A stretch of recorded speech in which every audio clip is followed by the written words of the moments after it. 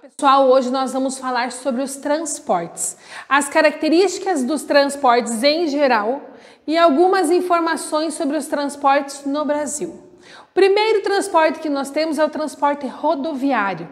Quando nós estamos falando de transporte rodoviário, é claro que nós estamos falando do transporte para pessoas, mas principalmente para mercadorias. Transporte rodoviário para mercadorias é representado pelos caminhões. Para pessoas, ônibus ou automóveis.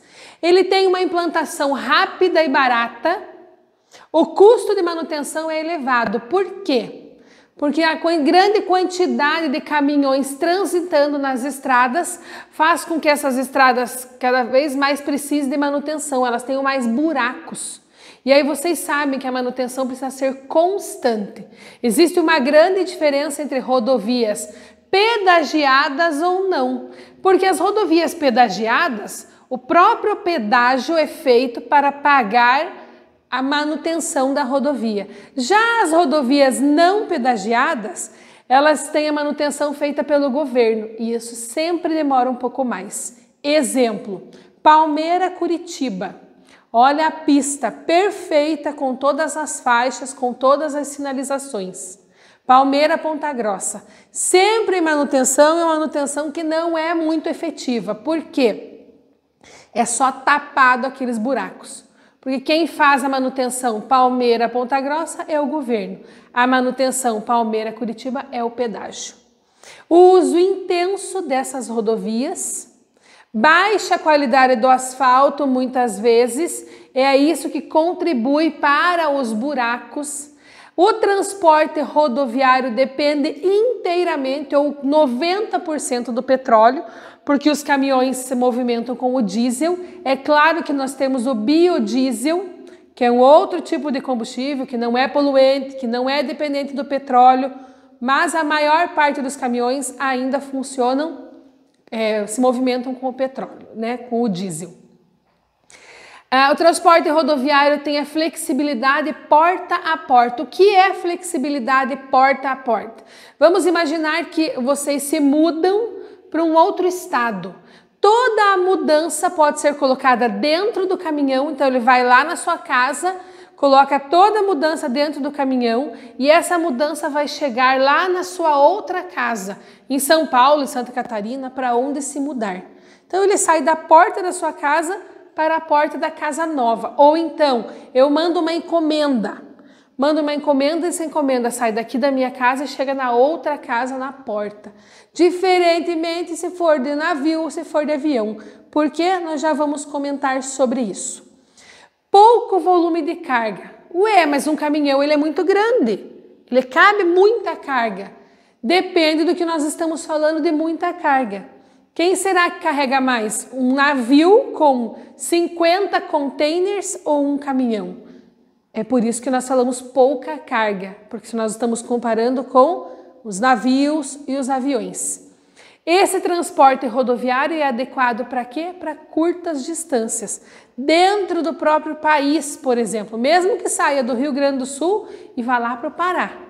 Mas é considerada curta distância se nós estamos falando a distância entre dois continentes.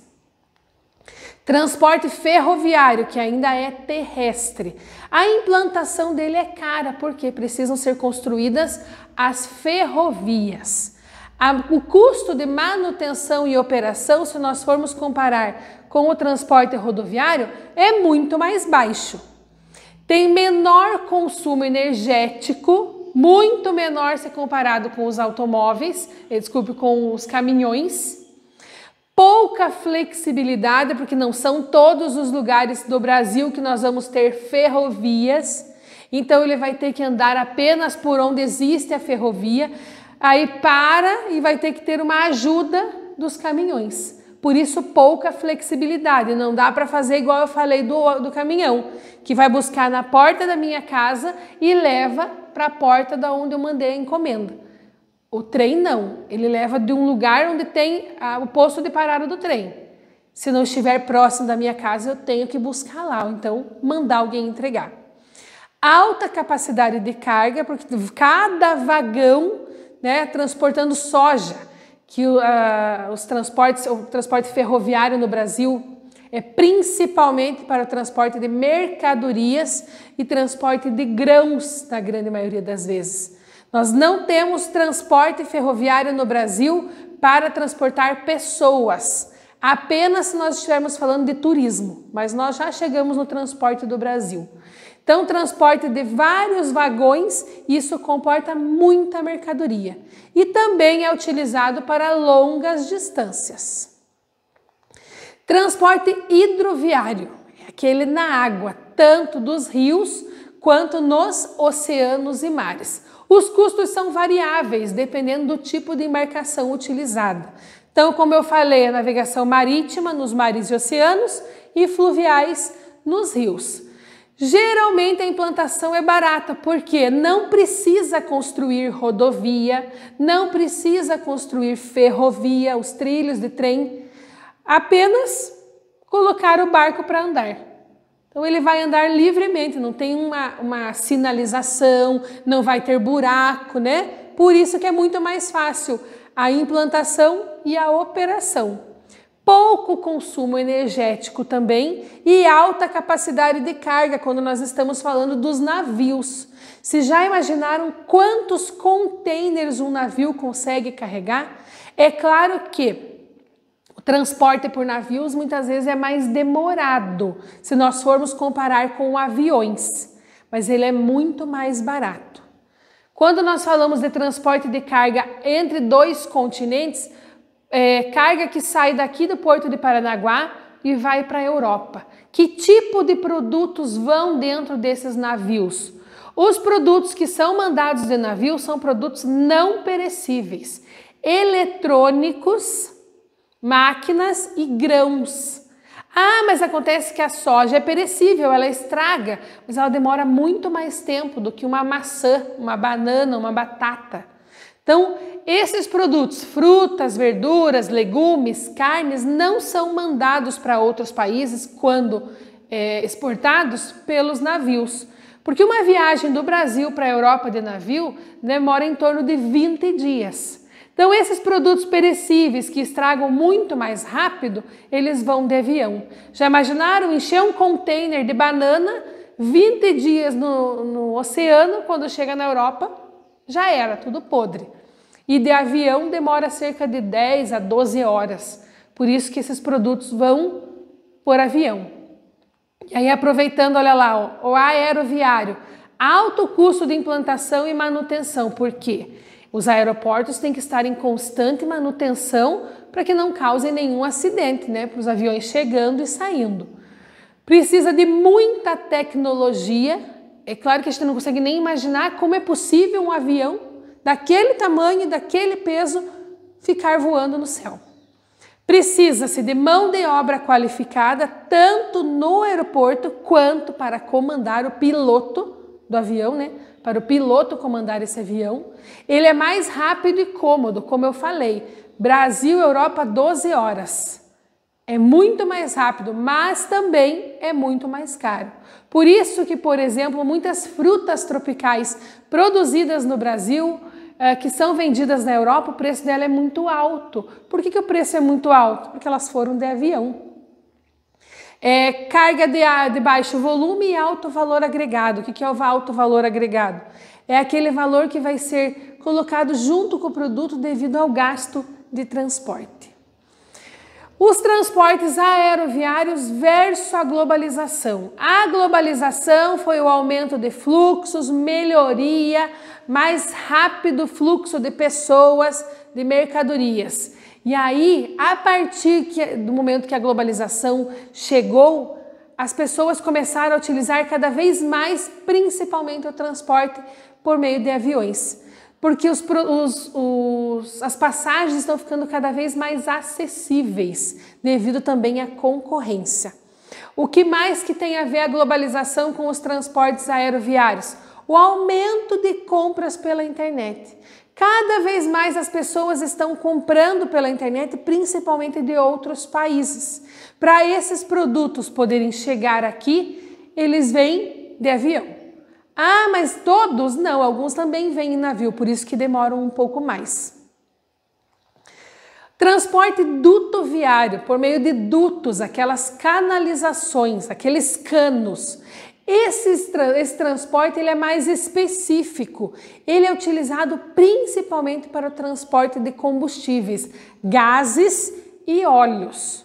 Ele só é válido para grandes quantidades e aí ele tem um alto custo de implantação e custo operacional, porque tem que fazer toda essa construção desses dutos embaixo da terra. Nós temos o duto Brasil-Bolívia, que transporta gás natural da Bolívia para cá. Os transportes no Brasil tiveram início no século XIX, com a construção de algumas ferrovias, a denominada Era das Ferrovias.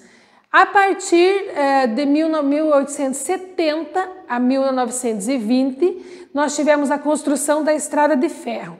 A primeira ferrovia do país foi inaugurada em 1854. Devido à industrialização, então olha lá, na década de 1800 até 1920 no máximo, utilizava-se principalmente as ferrovias no Brasil. A partir de 1930, nós tivemos a industrialização no Brasil. Lembra lá que nós já vimos que a industrialização no Brasil foi considerada tardia. Por quê? Lá na Inglaterra ela aconteceu no século XVIII.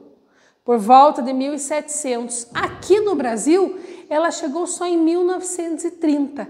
E a partir daí, foi necessária a construção de estradas. Para quê? Para escoar toda a produção nas indústrias. As indústrias produziam e tinha que levar para algum lugar. Então, os caminhões precisavam de uma rodovia para ficar andando estrada de chão, estrada de terra, era muito mais difícil. Então, a partir da industrialização que começou-se a construção das rodovias. As estradas de ferro, então, foram deixadas de lado e atualmente elas são utilizadas principalmente para o transporte de mercadorias, como eu já falei, transporte de grãos e turísticas. Nós temos trem do Corcovado, lá no Cristo Redentor, é um trenzinho. Nós temos um trem que faz o transporte um passeio turístico de Curitiba para Morretes. Então, os trens aqui no Brasil são utilizados apenas para o turismo. É claro que nós temos em algumas cidades metrôs, mas daí não são trens. Nós temos metrô no Rio de Janeiro, nós temos metrô em São Paulo, principalmente utilizado para o transporte urbano, transporte coletivo. Aí nós temos também problemas em relação ao transporte no Brasil. Superlotação, quando nós estamos falando do transporte urbano, dos metrôs que eu acabei de falar. A insegurança dos caminhoneiros que andam pelas estradas e constantemente nós conseguimos observar nos jornais assaltos a esses caminhoneiros, ou ao próprio caminhoneiro, ou ao roubo de carga. Preços bem elevados no transporte de carga devido aos altos preços dos pedágios, falta da fiscalização nas rodovias brasileiras, como por exemplo os caminhões com carga superior à permitida. Além disso, nos últimos anos tem várias leis em relação ao trabalho dos caminhoneiros, como eles terem que parar à noite para dormir, para eles não seguirem viagem 24 horas por dia, às vezes tomando alguns remédios e até drogas para se manterem acordados. Então, por lei, os caminhoneiros têm um tempo de trabalho e todos têm que parar para dormir. Mas falta fiscalização. Ninguém sabe se realmente eles estão fazendo isso. Outro problema, eles tinham que parar, eles paravam para dormir em postos de gasolina. E aí a insegurança por esses postos ou por esses caminhões serem assaltados nesses postos. E para terminar, nós temos lá, nosso país apresenta grande quantidade de rios, lagos, lagoas e conta com uma grande costa marítima. No entanto, os transportes aquáticos têm pouca representatividade no país, apenas 13%. Na região norte é que mais utiliza o transporte aquaviário, porque lá no Amazonas tem várias cidades que não têm ligação por rodovias. A ligação entre essas duas cidades é feita por rios. Por isso, O Amazonas é o estado que mais utiliza o transporte aquaviário. E também tem um outro problema, muitos rios brasileiros são rios de planalto, lembrem lá, os rios de planalto são aqueles que têm uma grande diferença de altitude entre a nascente e a foz. E aí são rios de cachoeiras, muito difíceis para navegação. O país conta com um grande número de aeroportos em várias cidades do Brasil e vem aumentando cada vez mais o fluxo de pessoas. Temos aeroportos nacionais para aviões menores apenas dentro do país e temos aeroportos internacionais que saem do Brasil e vão para outros países com aqueles aviões muito grandes. Então, pessoal, hoje nós vimos as características dos tipos de transportes que nós temos no mundo e no Brasil. Até a próxima aula!